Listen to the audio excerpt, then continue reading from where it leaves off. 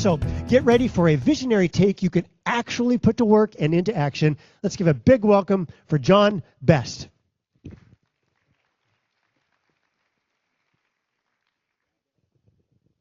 He threw that beef stick down. I didn't even get a chance to get it.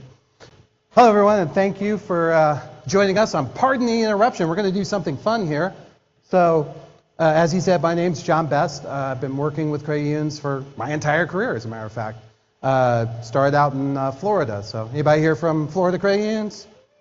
Right? So, it's just slightly less muggy here, right? It's like, I think it's 98 there, 102 here. Anyway, so we're going to do something fun. I want to invite my panelists up. I've got Joe Keller from Visions and Karen from TruWest. So give them a big round of applause because I had to beg them to do this. It could have been you. So I just pulled these names out of a hat. So, all right, so we'll get that first slide up to talk a little bit about what we're going to do here. Get right into it. So if you've ever seen, anybody ever seen ESPN's Pardon the Interruption? It's basically real quick questions done fast to sort of catch people not off guard as much, but to just get a quick question. So the panelists who are here, that includes me, by the way, we get 2 minutes, and you, the audience, if you want to chime in, you get a minute for each one. So if you see one and you want to speak, we want you to raise your hand, stand up, get our attention. Someone, either Ariel or Brad, will come over with a microphone, and we want to hear what you have to say. The other thing that's going on that's really cool is when the pandemic started, I started a thing called the Town Hall, which America's Credit Unions has been just gracious to support since the day I started it. I didn't know what to do. I had a Zoom account, and I said, all right, well, I'll just send an invite out for anyone that wants to come to talk about whatever we need to talk about. And here we are 5 years later. It's still going, and we have a lot of people that show up. So we are going to simulcast out to that as well. So we're going to have Glen Sarvady, and he might already be on. Glen, you there? We have Glen. I am here. I am here. Yeah, see, I told you, a voice from above, Glen. So if you've listened to the big cast, you will recognize that voice because Glen is a payments expert, a former employee of the Fed, and probably the nicest and smartest guy I know about payments, and he's going to definitely talk to us. We are kind of two sides of a coin. I run tech, and he really gets us into the business, payments, and what's going on there. So he's also a panelist, and so he'll get 2 minutes to speak as well. So anyways, we're going to simulcast this out. So we invited a whole bunch of people. So you're not the only ones watching this. We'll be doing it all together. So with that said, I'm going to move on to the next slide here and just give you a little background. So anybody enjoy Brett King this morning? Did he make you very afraid? Did you go back to your room and like, hey, we just need to leave? This is a problem? Like, we should just shut her down now and be over it, right? Like, it's too dangerous to run a credit union. That's what I got from his talk. Like, this is not a good business to be in, apparently. But it's not true. He's a liar. And I would tell him that too. He's probably here. Where is he at? No, it's what he's trying to do is to help you understand what's coming around that curve. But I will say this, and I start every conversation with this. The thing we have to do as credit unions right now is we've got to figure out how to triple our size and not add any FTE, or very little, in the next 3 years to remain relevant. That's just the reality of it. Look at the mergers, look what's going on. But good news is there's opportunity to do that. If you'd said we have to do that 3-4 years ago, I would have said, I'm not sure how we're going to reduce. There isn't that kind of automation in play that could provide us opportunities to meet these goals. But because of the new technologies that are coming, and I'm going to mention a few of them here, we have that chance. So you heard him talk about Q-Day. Remember the Chinese weather balloon gathering all that data? Right? Q-Day is a real thing. It's a lot. Remember, who was here for Y2K? Who was around for Y2K? See, I think of myself as a Y2K first responder. I'm going to get a shirt. Like, I was right there on the front lines. I tell my kids that. Like, you don't know what could have happened, man. I saved your life. Like, I'm surprised there's not a museum, but I should be in it.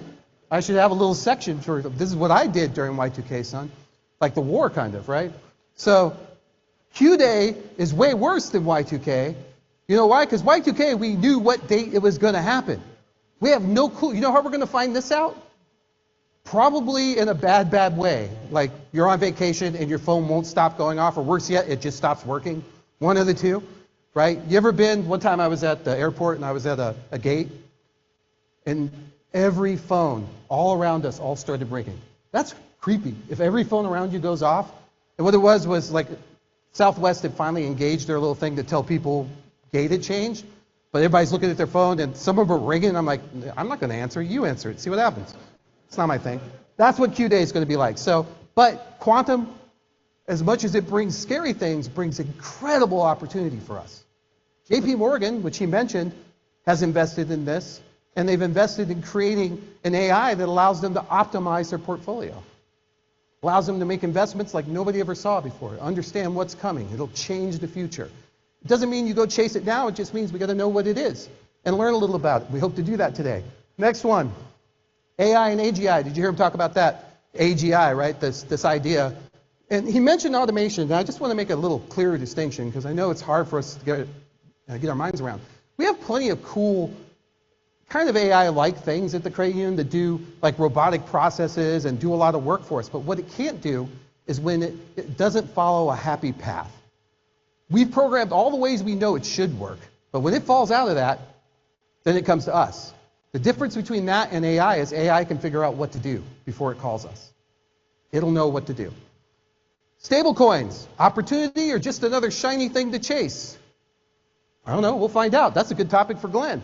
See what Glenn says. And to branch or not to branch. I feel like these are Jeopardy questions. How do you take to branch or not to branch for 300, John? All right. You open a branch in South Dakota. What do you think? So let's get to it. Let's get on to this game.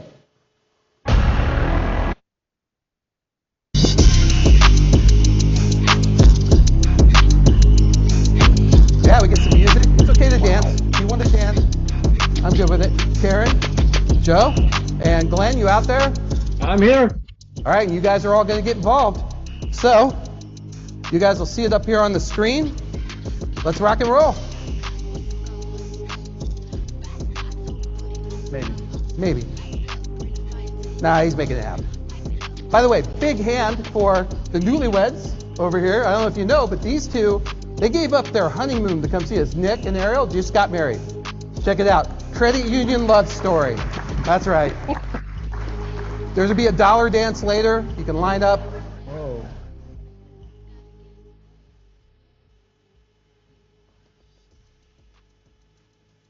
We're good. So, all right. I'm trying. Maybe. I'm clicking the button. Maybe.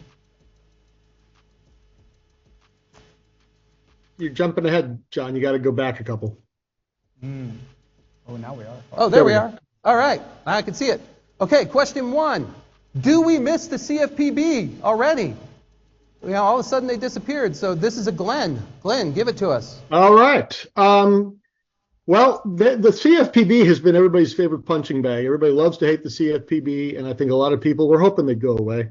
And they haven't officially gone away. The legal decision just came down. They can proceed with firing more people. So it is happening. A lot of their decisions from recently have been reversed. My belief is that it makes things probably more complicated than it was before. Markets hate uncertainty.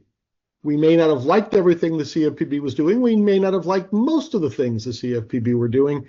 I don't think those things will stop happening just because the CFPB is no longer, or they're still there. They're just heavily defanged, I guess is one way to think about it.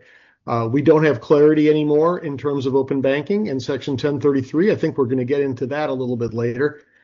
Somebody else made a comment. I heard this at another conference. I can't remember who it was. I had a great expression. I thought, if somebody gives you a box of scorpions, you should thank them and think it's a gift because the scorpions are confined to a box. What we've just done is we've basically torn apart the box and the scorpions have moved all over the place. And an example of that is the state of New York, the Attorney General just sued Zelle. There was a lawsuit going on through the CFPB. It got rescinded when the CFPB went under new leadership. Well, guess what? The lawsuit is back again. You can debate whether the lawsuit makes sense or not. To me, it looks awfully flawed, but it's happening anyway. And now it's going to be happening from multiple different corners, whether it's class action lawsuits, whether it's the state level. So these things are not going to go away. And I personally think that anybody who believes that the current state will continue beyond the current administration is probably incorrect as well. So that just means yet more uncertainty. So despite the fact that I don't think we liked everything the CFPB did, I'm not so sure that the TASE environment is any better, and I hit it right on the mark. There you go. All right, anybody want to take the minute? We got a minute coming up for somebody in the audience. Does someone have an alternate view, a different idea? Oh, I bet there's lots You of didn't even ask alternate what the views. CFPB is. That's fine. We're good with that. Hey, I've got one overlooking. Is it coming back? There you go. Anybody want to jump in? All right, Joe, you can pick this one up then. I think what's interesting, and I'm a former consultant to large institutions, worked a lot with SEC, and when the CFPB came out, they were almost piggybacking off of what everybody else did. So I think at some point in time, there's this, be thankful for what you have and what you know versus what you don't know. I think that was the nice part about the CFPB. You kind of knew where they were going to stick their nose at all times. Now that's kind of, again, to Glen's point, been distributed a little bit more. However, in the credit union space, it's a little bit different, and I think they played differently with the credit unions. And so I'm actually really interested to see if in this next administration change, if we do get a snapback, and if we do, where's their concentration going to be? Because their scope was elastic at best. Yeah, I would agree. Especially things like open banking, what happens with those concepts, particularly if people have put a lot of time into it. All right, well, that's going to lead us to the next one. I'm going to just, yep, there's a sound. So I'm just going to say, if someone gives you a box of scorpions, you don't thank them. Also, in my family, we say, if someone gives you a bag of pancakes, don't pour syrup in it. You want to pull them out and then syrup them up. It's just a problem. It makes a sticky mess. You can write that down if you want. All right, we're going to move on to the next question. The next question is, do credit unions have a play in stablecoin? And just to set this up a little bit, so there was something called the Genius Act. And for those of you that don't know or maybe a little curious about what a stablecoin is, it's called a stablecoin because it's a crypto concept that's pegged to a particular unit. In this case, the US ones are $1. There was a recent stock circle that went really crazy that was a stablecoin stock. And so the Genius Act sort of basically, I want to say, kind of made it a real thing. It wasn't sort of a sidebar, kind of like crypto. And with that in mind, there is opportunity. You heard Brett talk about it this morning. So this one is for Joe. Joe, take it away. Yeah, I think what's interesting here, and for those of you who have not seen me speak before, about 4 years ago, I kind of came into the credit union space, and Bitcoin was on fire. And so everybody wanted to talk about Bitcoin, and my tone has rung true the whole time. I said then, Bitcoin is an asset, invest if you would like. What you got to pay attention to is the underlying technology. And so at some point in time, through the maturation of this whole Bitcoin explosion, up, down, left, right, what's truly come to fruition is this conversation around payments, stable coins, and even kind of distributed ledger systems. So at some point in time, there was an idea that says, will we need stable coins? And if we do, should the credit unions have its own stable coin? Or at some point in time, do we need to really lean into this technology? And I think my tone hasn't changed from even 4 years ago, which is at some point in time, technology continues to advance, and those advancements are always an opportunity to look at efficiencies and benefits to our members. So if at some point in time, we're looking at the stablecoin space, and it's going to be an easier and more safe and secure way for our members to interact with us, with each other, with other payment services, we're going to need to be involved. So I would always just caution the idea of saying, how much do we need to lead the charge versus how much do we need to be a fast follower in these kind of spaces? I know there's a wide range of opinions in the credit union space of who wants to be 10 years ahead and jumping forward with all of the things like AI and quantum computing.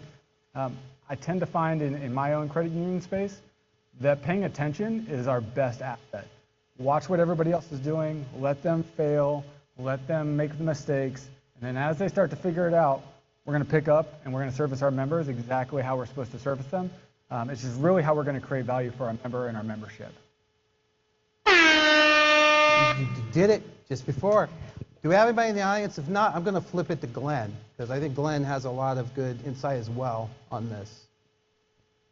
All right, Glenn. Nobody there? Let me jump in. Okay. The Genius Act is obviously a kind of a watershed event that begins to kind of create, I mean, The party line is it created the the guardrails, the rules of the road in terms of how we're going to be working with stablecoins. That's a bit of an exaggeration. It basically kicked off the process. Now we have to actually draw out what that means. This always takes a little bit longer. But the fact that the wheels are in motion, I think, got people very excited. And you mentioned Circle. There's a couple of other recent companies, another one called Bullish, which was very appropriately named, had a very big IPO recently, too. It's a very, as Joe alluded to, it's a very different model because when everybody, and I'm not positive all the people who are kind of riding along even fully understand that when you're talking about Bitcoin, I mean, you're talking about basically investing in something that appreciates in value. By definition, a stablecoin, the whole idea is for it to stay exactly pegged to the dollar. So you're not going to see big appreciation. It's a totally different model in terms of it is the means of exchange that we've been after for some time. But I do agree with Joe that it's going to take some time before we see what it's going to look like. Joe, would you like to follow up? Yeah, one more quick just thing, and maybe Glenn or audience. How many of you guys feel urgency to react to this right now? Even just throw your hands up. Got to react to it. Need to be aware of it. So in the back over there, we got one. Okay, a couple people in the room. That kind of probably tells you where we're at in this from an understanding. Along with any of these technologies, you guys, when the internet first came out, and I wasn't even alive, you were speaking about Y2K, so I'm going to joke on, I was still in high school. I saved you, so yeah, you should know that. I'll get you a shirt. But as you look at any of these changes, almost with any significant change in technology, there's this uproar of we've got to change and change now, and we've got to get on board, and we won't have time to even figure it out. I'm not sure that's true. And maybe that's speaking from my own personal experience, but I think we always have to take the time to just breathe a little bit more and let it play out. I don't disagree. That's why I put shiny thing. However, I do want to encourage some creativity because I think that I was looking at stablecoin as possibly an option for rewards points in crypto. So I thought maybe that might be a use case there because I think one of the long-standing issues for credit unions is that we struggle to compete against the Capital Ones and whatnot because of the reward systems, and this might be an opportunity to reset that. So. All right, really quickly, if I can just add to that one, John, that's one of the open items that we have to worry about is the way the Genius Act is written is that stablecoins cannot pay interest. There's already the belief that the loophole on that is rewards, exactly as you said. A bunch of the banks have already written a letter saying we got to get a redo on this. You can't do that. You can't have rewards and not interest, or it's going to mess with the bank model. So that's another example of some of the things that are still open items here. Yeah, and I've been, well, you and I went through this sometime, but yep. All right, let's move on. All right, this is a big one. Everybody, we heard Brett King this morning. He thinks you shut down all the branches. You just need to give everybody a phone or glasses or whatever. So I don't know where we are today. I've always been one to think, well, we kind of need them around because I would love to say that we have parity in the digital channel, but we just don't. Anyway, you can walk into any branch and just yell out something like reverse mortgage. Someone will figure it out. But that's hard to do in the digital space. You find yourself searching through menus and whatnot. I think that's going to change with agentic type models. But that said, I'm not anyone who should even be commenting on it because we have a better person for that, which is Karen. The question is, do branches make economic sense anymore? Short. Yeah, I know. We did this to you. I'm sorry. I told them, I said, they're going to have to raise it up a bit. Okay, I got it now. So yes, they still make sense, and we need to have branches so members who drive to the branch, they want to be helped, right? Otherwise, they could just stay at home on their computer or on their phone, and especially in Arizona, where I'm from, if they drove to the branch, they're pretty brave, right? It's 115 out, especially in July and August. We have water for them every time they come in. And new tires? Yeah, new tires. What do you need help with today? We call it consultative selling, which I know all of you deal with as well, is we want them to leave the branch knowing that all of their questions were asked. And if we can't answer them, here we are on the phone, right, with the back office experts to get them that answer. But it's still very relative. At our locations, which I'll go into the tech part, is showing the members, especially the older ones, turning our screen around. What are you having an issue with? What can I help you with? Get your smartphone out if you have it. Let me help you. Let's download our online banking. I mean, we'll spend 30 minutes or more with them to get them used to trying to get more digital, right? We're going that route, but especially for younger generations too. They don't know what the checking account is, what a CD is, how to write a check. I mean, literally we have fake checks in the branches in a drawer. What do you need help with? And because we don't know if they're getting it at home and being taught financial literacy. We have that at our institution as well, just going out there and going over financial literacy to third grade or fourth, sixth, high school, and getting in there and explaining what they need to do, and so they understand what that term means. So that's why I feel they are still relative. All right. So let me ask you a question. When you turn those screens around and you help them, you also have a tipping mechanism, like 10, 15, 30%. That's what I find. Anytime a screen turns around, I'm like, oh, okay, whatever it is. So do we have anybody, someone here? Yeah. Has to have, oh, we got somebody, I see. All right, talk to us. Is it Hope? I think it's Hope. I don't need a microphone. Any of y'all know me more than 5 minutes, you know that. Okay, so my answer to it's going to be maybe unpopular. Do branches make economic sense anymore? If you were to start a CU, would you even have one? Absolutely not. Am I going to close my branches? Absolutely not. You know, I have members that do use those, but as we market to the changes and the younger members and everything that you described, I can do through a Zoom. I can still, they can see me, I can see them, we can still communicate if they want to have face-to-face, albeit virtual face. I don't need a building with that overhead. And I do believe, you know, my credit union is certainly not ready to go 100% digital. I know some who have, and it's fascinating, but we're not there. I'm not going to abandon our branches because of my members who still use them. But anybody want to guess the demographic of those members? That's eventually going to go away because science and Mother Nature. So, Dead or I older? mean, y'all know what I'm talking about. I'm just not delicate. So anyway, that's just my thought on it. If I were opening a credit union, nope. Hey, John, we've got another question perspective over on this side. All right. Yeah, hi, Dave Mann. Dave Mann with Central Credit Union. I'm a CFO. I will respectfully disagree with you. I'm a CFO, so I'm real careful with the numbers. I would say all of us, there's an imperative to grow. This is a strategic imperative. How do you grow? You grow assets, you grow revenue. You've got to grow deposits, right? So how are you growing deposits? We've been very successful with branch expansion, especially where we've seen regional banks leave a market. We've come into that market. We've actually purchased 2 of those branches, and we've seen 5 to 7 year payback, and then they're profitable. And so that's been one successful way that we've grown deposits. So, sorry, respectfully disagree. I'm just curious from your perspective and the audience too, how many of you see the branch as more of a tool for marketing and brand development than an actual agency for transactions? Any thoughts on that from the panel? Yeah, I would say this was a trick question I purposely put in, that I didn't say, do the branches need to change? And I think that that's part of it as well. And I think you described transitioning from a transactional sort of approach to more of an educational sort of approach. I will say I love Hope, and Hope, if you can get my mom to learn FaceTime, you and I were going to be close friends, because whenever I know I got to... Okay, yeah. So my mom is a member, not of your credit union, but a credit union. Too bad for them.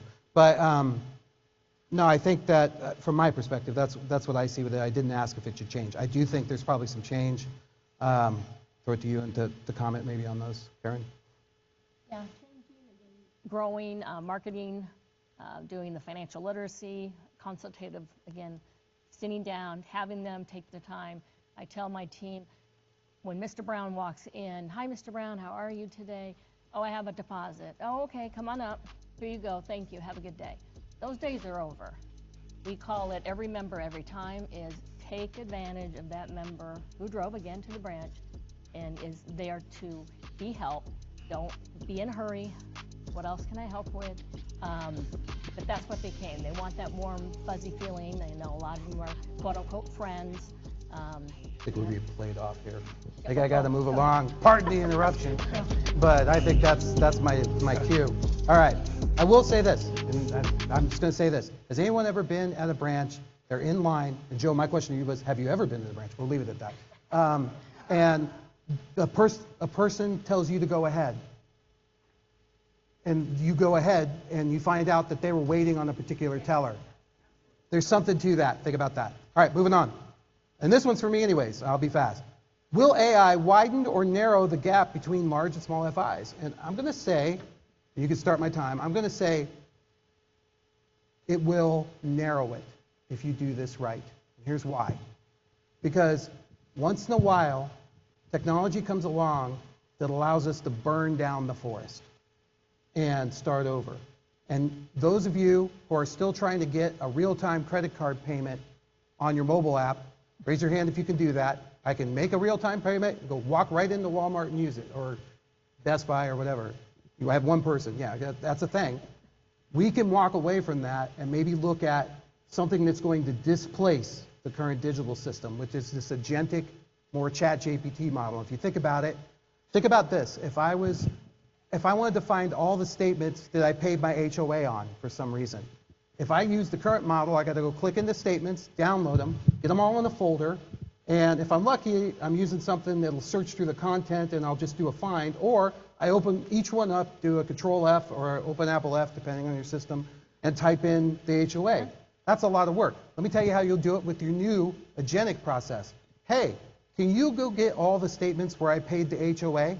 And it's going to go out, and it's going to do that. It's going to download them all. It's going to find them. It's going to sort through them. It's going to give you the entries, where they are, and download you a beautiful little PDF. And that day is not far away at all. And think about the same thing for your staff. Here's the thing. We're not going to replace any staff with this stuff.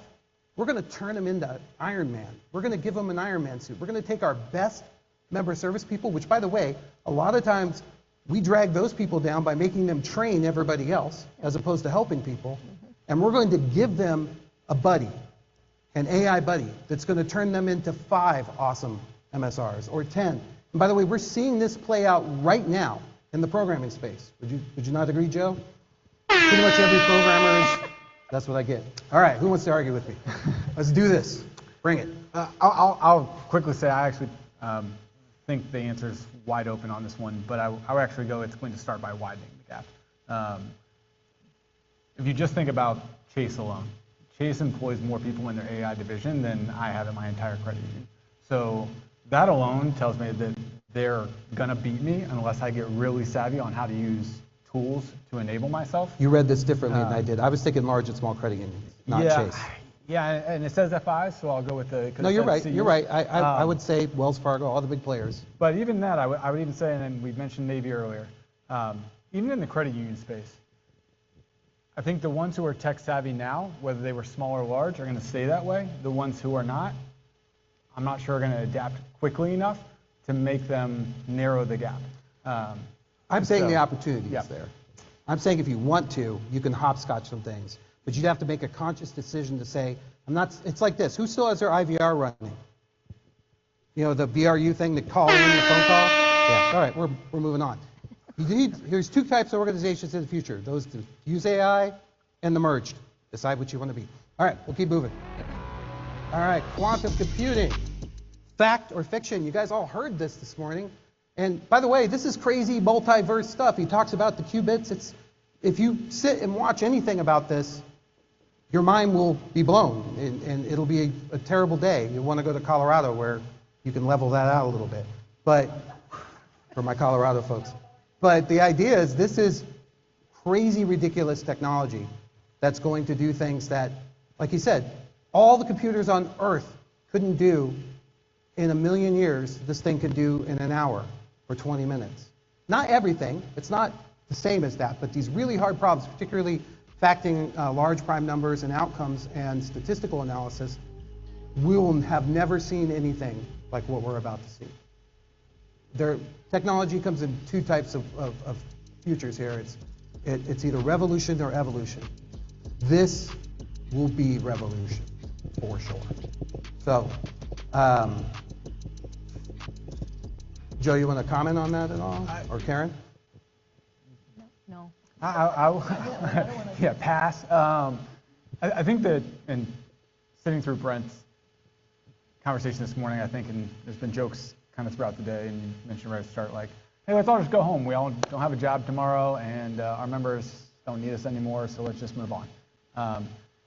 Fact or fiction, is technology continuing to enhance? Yes, it's always continued to enhance ever since technology has been started. That's kind of the purpose and kind of the drive of how we continue to grow as an economy. But I would generally say I tend to hear the people talking about it, talking about how extremely fast it's going to come and disrupt it. And I think there are moments where certain technologies, we're getting better at making newer technologies integrate faster. Will quantum computing really jump it that much faster? And will it be accessible to all? I think is going to be the interesting part. How fast does that happen? I think AI is probably much more already integrated into where we are. Whether you know it or not, it's going to enhance your life. Quantum computing, to me, is more going to really take shape in probably the more industrialized and kind of government sector, where they're going to be doing things with quantum computing that the average consumer is not going to do. No, I don't disagree. I think that I think that there's this idea that quantum computing will come along and take what you have and just make it faster, and that's not the case. It's going to have to be completely reprogrammed, completely rethought. I could see like a whole separate like quantum box, very similar to what's happened with GPUs and CPUs in the tech space.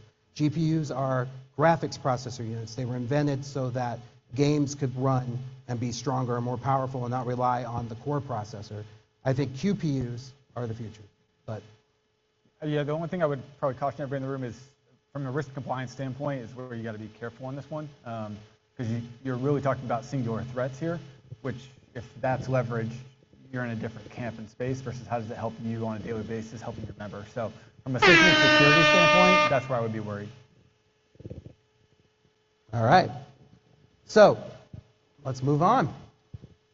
Where do we find the next generation of members? And we have mission versus tech, and this is a Karen question. And I would say both, that we need the mission of people helping people, being down in the community, volunteering, again, helping members that come in. They're not just a number, so that mission needs to be there. We're not opening any new branches in our credit union at all. We're just trying to go ahead and help our existing and try to reach out to the younger generation, get the parents involved, and do table days to try and have them open kids accounts, because as they were saying, is everybody's getting older and our demographics is changing, and that average age needs to go up, and we need to get those younger members in there and teach, again, like the financial literacy. So I think that is the mission. We need to stick with that, but then tech.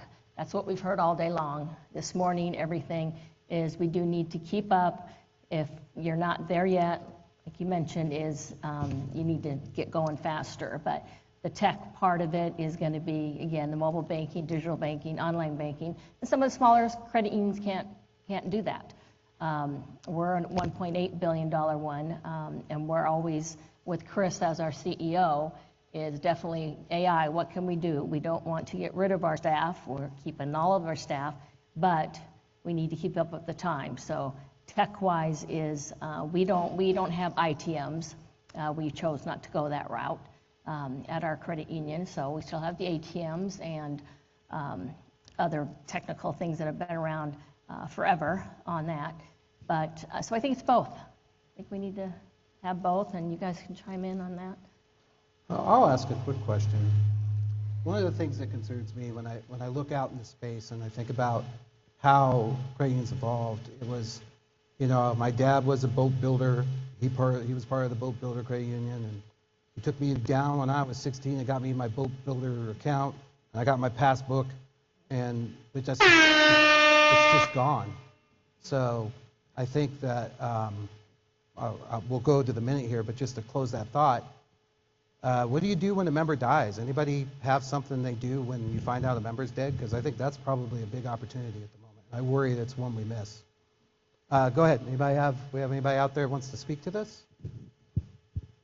I've got a few thoughts unless you've got anybody in the room. All right, Glenn, why don't you go ahead and take it? This kind of ties a little bit to the branch, and Karen alluded to that too. I didn't get a chance to comment on it before. Unquestionably, we have to move further toward technology. I don't think there's anybody who would debate that. I don't think technology alone is the answer, and I actually feel pretty strongly that the branch, and as you said, John, it has to change. The day-to-day purpose of the branch has to shift. I think there can be fewer branches as well. But a bit of counterintuitive research that I was involved in recently with the Georgia FinTech Academy, we did a very heavily oversampled study around Gen Z. And they still felt that they got a sense of confidence by seeing a brick and mortar presence of their financial institution. They had more confidence in one that they actually would see on the street occasionally. They may not have any great reason to go in there, but the fact that it was there just made them feel better. So I think that's something that, again, is the intangible aspect of the branch. I think there's a missing piece too, but I'm out of time. I've got a question for Karen. It actually supports a lot of what Glenn just said. Karen, I'm way over here to your left. Glenn mentioned you saw some examples where young Generation Z appreciated the branch as a source of confidence. I saw some research at a credit union that actually said we get more brand value from our branch because it instills a sense of permanence. We're here in the community, we're investing, we've got staff on, we're paying property taxes, just all of the dynamics that say we're not an outside entity that's taking money from the community and possibly lending it elsewhere, but we're here to drive value for this community. My question for you, Karen, you mentioned you're not building branches, but if you were going to open a branch somewhere in the greater Phoenix metro area, what would it look like? How would it be different, I suppose, physically and technologically than what you currently operate? A smaller footprint, obviously. We have one down in Thunderbird, which is Glendale in Arizona, on that. We're gotten rid of the teller line per se. We have pods, so the member can just walk right up, which from a security standpoint, our risk management department didn't really like that very well. But that's what we were saying. You can turn the screen. They feel intimate with you, and it's, here, have a seat. We have high tops, trying to get more modern about it. We definitely still have the old branches that we don't want to put tons of money in just to make them look more modern. So we do some paint and some other things, but we own those and they're in great locations. So that, I don't know if that answers your question or not, but those are just little things. But yeah, not opening anymore physically, maybe buying out a small credit union or even a bank. That's what they're doing as well in Arizona. Just convince somebody to let you put your sign up on the side of their building. Yeah, and that they've left. Because they're not going in. They're just driving by. All right, let's keep going. All right, AI threat. Next one. A strategic game changer or the ultimate security threat? Yes. There's the answer. Both. Hackers are now 10 hackers. Script kiddies who were just trying to learn to hack are now totally good at it, really, really fast. Anybody gotten a call from an AI yet and spoke with it? Right? Anybody been through like a drive-through where they're using it? It's ridiculous how quickly that has taken effect and how fast it's gone out there.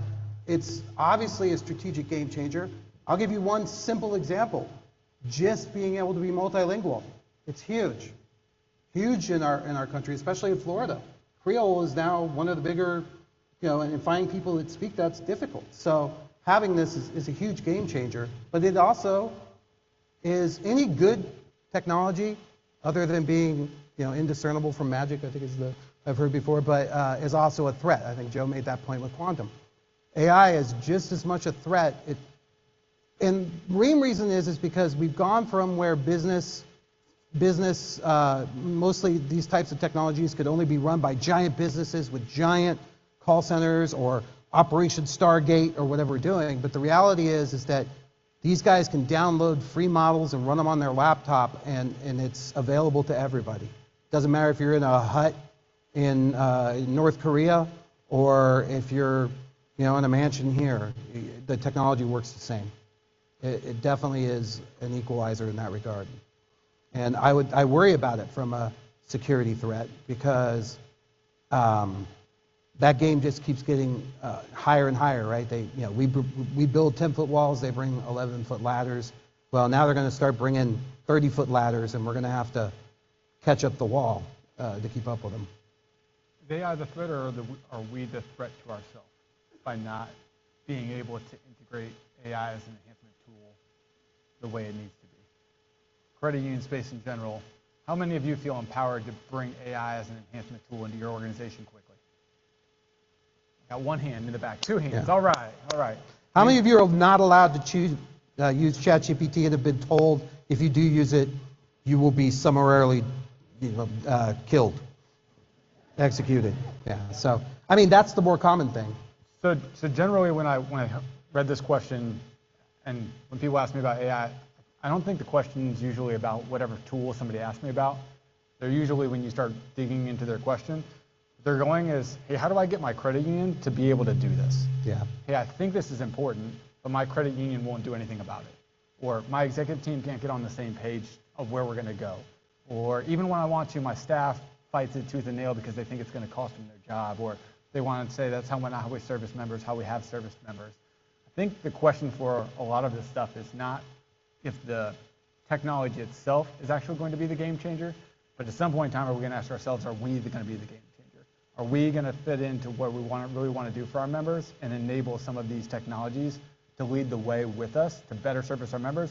We already win. I think that's the piece that when I joined the credit union movement, the thing that just blew my mind was what a leg up we have on the larger institutions, because they got to get on a call every quarter and explain to a whole bunch of analysts why they made money or they didn't. All right. You took the minute. Sorry, guys. I may want to talk, but Joe said no. This one's for Glenn. Open banking, Section 1033, data sharing. Is it dead? We talked about this earlier with the CFPB. Glenn, take it away. Yeah, I think it kind of ties into the CFPB once again. And this is one of those interesting ones where it was not 100% clear, even when they were kind of dismantling the CFPB, if this rule was going to survive, because there was a lot of support within the Trump administration for a lot of what's going on in terms of diversifying the banking organizations and getting more power outside the whole concept of debanking. They wanted to make sure there were alternative sources where you could actually get into this information and open up things for innovation. There were a couple of really serious flaws to the 1033 rule. I think, to me, I can boil it down to two. One is that financial institutions, banks or credit unions, were not allowed to recapture the cost of actually providing access to this data and doing it in a secure fashion, which obviously is not cost-free. The other one being that indemnity. Something is going to go wrong eventually. Someone's going to misuse the data. Who's going to be held accountable, whether it's reputationally or for an actual settlement? And the banks wanted to be held blameless on that, and I think for good reason. And credit unions as well. So this is still in the works, and it was interesting because they did say first that they were going to get rid of the rule. Then they went back and said, no, we're going to rewrite it. So exactly what rewriting means is going to be interesting. Chase then upped the ante by saying, guess what? There's no longer a rule, and it doesn't say that we can't cost recapture. Here's our new price list. If you want to get data from us, this is what it's going to cost you. And that upended a lot of the business models. If those prices went into play, I think it means that rewriting is going to get a lot more serious. Once again, we're back into the uncertainty territory. The big banks are not going to stop doing this. Whether everyone's going to be forced to do it, I think those that are savvy are probably going to need to be doing something. And we're back to kind of trying to figure out what the rules of the road are going to be. Do we have anyone who wants to comment on that from the audience? Do people want to share that data? Do people see value in sharing it? Are people hostile to the idea of sharing it? You're going through a mortgage, and the closing company, maybe it's not the credit union, wants access, and there's using like Plaid or something. You've seen that's kind of the model it's going to look like, I think, similar to that. Have you ever seen Plaid used for an instant ACH? And they're basically the poster child for this. Yeah. Hey, Glenn, real quick, have you looked a little bit at kind of how America is compared to how it's being done even in the EU and other places? Because they've been, I would say, way more advanced on the data side of things, both on the protection and the usage side, comparatively in open banking and the 1031? Yeah, it's interesting. You've got GDPR over there, which does make things, again, it's much more regimented in terms of how you're going to do it. But the other big difference you've got in all these other countries, we still have so many more financial institutions. So trying to drag everybody along, unless it's a mandate, we're also much more reluctant to impose mandates. So trying to get everybody on board to do this. On the other hand, and if the top 5 banks are moving forward, you're going to wind up, whatever they do in terms of their data sharing agreements and contracts and partnerships they put together with fintechs, those are going to wind up kind of being the de facto standards. So would you rather have, some governing body come up with those standards, or would you rather have the biggest bank competitors kind of driving that decision? Sorry, Glenn. Nobody cares. Moving on. I'm just kidding. All right. So our next hire, will it be human or AI? And that's an all play for the 3 of us. I'm going to say we're not ready to be hiring AI directly as people yet. It's not going to happen. Perspective, definitely a human. They drive to the branch and they need that interaction. So I'm not saying it won't happen. I'm just saying it's a while off. But yeah, from the branch, but back office definitely is looking into AI. So as agents, okay. Joe? I think I would take it in a way that says, last time I talked to a college class, high school class, one of the questions was, how do I best prepare for a future? How do I best prepare for a job? What's the best job to get out of college? I said, forget any specific school, just learn how to be a prompt engineer. And someone looked at me like, a prompt engineer? What in the world is a prompt engineer? And I said, well, if you don't know that, you're in trouble to start if you're leaving college. I think that's the piece as we look at talent base. It's continuing to evolve our talent requirements of our next hire versus looking at it in a way that just says, find somebody else who can do the responsibilities that we've aligned for the last 15 years of a MSR or an SSR or whatever branch or support system you have. So I think the needs or the requirements of a specific person is changing. It's going to incorporate AI enhanced abilities.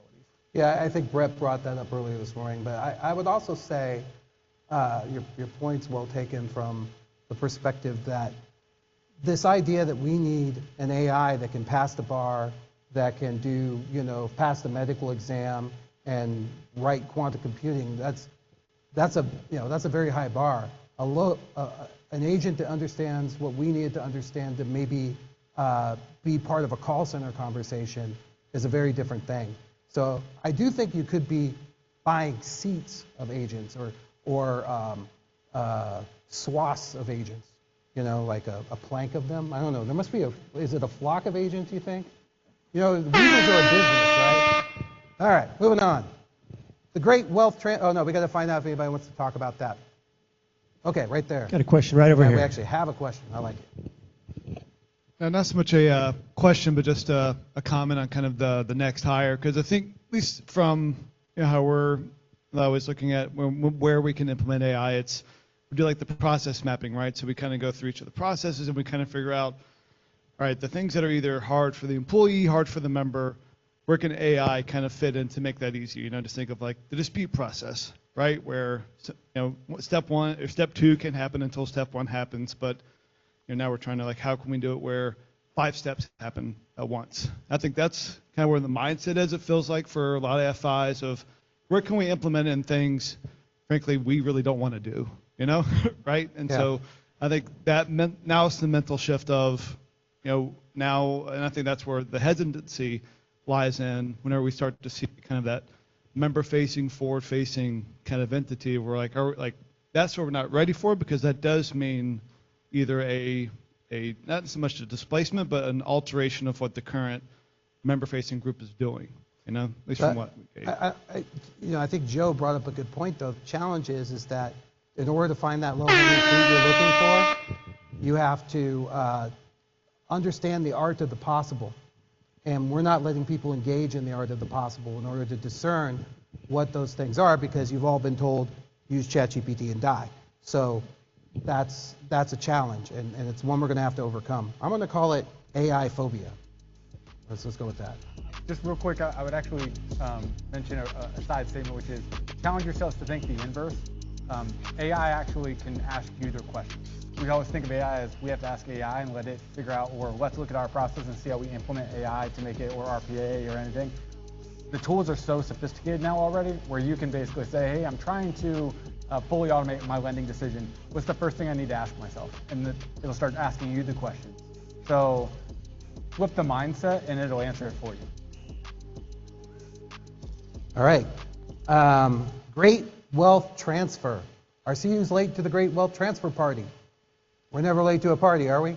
We saw that later. So, Glenn, take it away. Yep. Fashionably late? I don't know. I mean, we are. The short answer is yes, we're late. Are we too late? I don't think so, but we better start doing something fast. John, I think you started to allude to this a bit before. I think you were mentioning boat building or whatever, kind of field and membership-based credit union your father was part of. And then, what's our process when a member dies? Do we reach out to folks? That's too late in my. Obviously, you want to be respectful. You want to make sure you give your condolences and make life as simple for them as possible. But if that's the first time you're having that conversation, I think we've got a problem. We know that our average member age is much higher than banks and higher than the average of the population in general. So we have to find new younger members. Even more than that average age, the proportion of the assets that are held and deposits that are held at credit unions is even more disproportionately skewed toward the older people, which is not surprising given as you get older, you accumulate more wealth. And if that has been your primary financial institution, it makes sense that's where it's going to be. Well, if that's going to pass on to the next generation, and if that next generation doesn't already feel a relationship, a connection, an affinity to the credit union, well, guess what? You can make it easy, and you should make it easy for them to get the money and do what they want to do with it. But it's less likely that what they want to do with it is keep it at the credit union. So that is where I think it's extremely important. And, hopefully everything we're doing is working in that direction. But I think we probably have to be maybe a little bit more transactional about that, being a little bit clearer to make sure that we get that next generation to know. I hate those solicitations I get from my college and whatnot about estate planning and have you included us in your plan. I would be very cautious about doing it along those lines, but making sure that they know what you've done for the family, why the older generation valued the credit union relationship in the first place is probably the best bet to try to, elongate that and extend it to the next generation. All right, so we're going to go to the lightning round in the interest of getting more questions. So we're going to forego a minute and just move along. So, fraud, cyber attacks, are credit unions a sitting target? I think this goes right along with what Joe said about training folks along the way. If we're not explaining kind of what this stuff can do and letting people experiment, it's going to be hard for people to identify when it's being used on them. Unfortunately, we've had a couple high-profile attacks, and I worry that there are more of those to come because, as I said before, what AI does is it takes someone who might send out, 50 emails in a day to using LinkedIn, to attack your staff, and then maybe get around to looking at all of them over another couple days and another couple days. It turns that into minutes. So now their attack surface is much larger. They can vector much faster, and all they want is one person to click on a link. That's their dream. And by the way, once they get that, that's not the person that attacks you. They sell that to a group out on the dark web and say, hey, guess what? I got access to XYZ credit union, because, Joe clicked on a link, and not this Joe, it was a different Joe. But and if you're interested, I've poked around, there's this system, there's that system. Someone will buy that from them. They'll ransomware, they'll do a lot of different things. And I worry that our training, and by the way, I think we generally do a good job in the credit unions. I've seen a lot of folks really pushing hard. Anybody use Stickley on security? That's good stuff. He's got a good program. But I do think that, I don't know, whatever we're doing, I think maybe it might not be enough. I worry that we may have to revamp it and push it even harder because the speed of change has just, it's off the charts right now of again, back to the art of the possible. And Joe, you want to jump in on that a little bit? Yeah, the only thing I would say is, everything's just going to continue to get better. So it's the use of the tools, right? Like the idea that a human's going to be able to figure out if an AI is attacking it or vice versa. Now it's an AI versus an AI, and we talked earlier about, are you have to get a market to an AI agent? Well, is an AI agent fighting another AI agent who's trying to hack you at the same time while they're getting information from an AI agent? Like, where does this stop? So just making sure that you're staying attuned to the appropriate level of risk and security that is necessary for where the technology is built. All right. This is going to be our last question, and then we'll take any general questions for, like, we have a minute or two. Glenn, are fintechs the answer? And if so, what is the question? I can probably give you some time back. Are fintechs the answer? I would say yes. What is the question? You can choose what the question is. I think that the fintech will probably have some play in it, particularly for smaller institutions. And when you get outside the, anything under $1 billion, maybe even under $5 billion from a credit union standpoint, there's only so many resources available. You're going to need another set of hands and somebody who's looking at these problems. I think we've finally gotten over the stage, and I think it's been evolution on both sides, both awareness and the fintechs have changed too. I can name probably 4 or 5 of them off the top of my head who started off with more of a consumer direct model and very quickly, after spending a little bit of time understanding the space better, went, it's a better path to the marketplace if I work hand in hand with the credit unions than I try to actually go out and do it myself.